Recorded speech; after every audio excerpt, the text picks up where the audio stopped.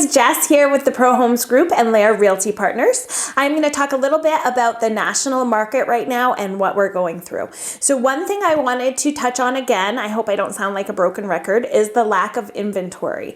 So nationally, we are at a 1.9 month supply of inventory. Remember that in New Hampshire, we're just at 0.7 months. So we are even in a tighter market here in New Hampshire. But nationally, we're at a 1.9 months supply of inventory.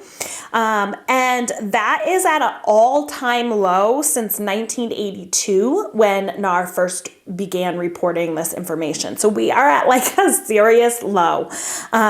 This has happened for a variety of reasons. Obviously, the pandemic, interest rates, but primarily the pandemic has really shifted people's desire for what they want in a home, especially because working from home has changed so drastically. So in 2019, only 6% of American workers worked from home. In 2020, that jumped up to 21%. And in 2021, we expect it to be at about 18%. By 2022, we're hoping that it will settle and it will be about 12%. So that's still double what it was prior to the pandemic. And what that means is that the needs of a home are shifting. It used to be, not very long ago, open concept was the way to go. Everybody wanted that big, open, grand floor plan. And now that we're finding more and more people working from home, the kids doing remote learning, and the long-term effects of those changes have changed what people are looking for in a home.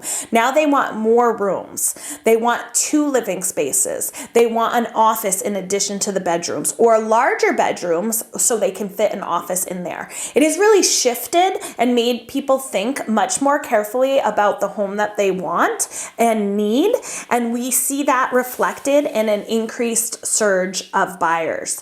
We add into that the low interest rates and the lack of inventory, and this is what you get: a continued appreciation. I wanted to touch on home price forecast. You can see here that all 7 or 5, I forget how many there are, predict increases in appreciation over the course of the next year. The average is 5%. To put that into context, historically, appreciation is about 3.8% per year, and they're expecting 5% for 2021. Let's also contrast that with the New Hampshire data, which says in the past year from 2020, the appreciation was 22%, which is mind-blowing. So we still anticipate that there's going to be continued appreciation, which means that you can cash in and still buy your new home and feel confident that it will continue to appreciate in value.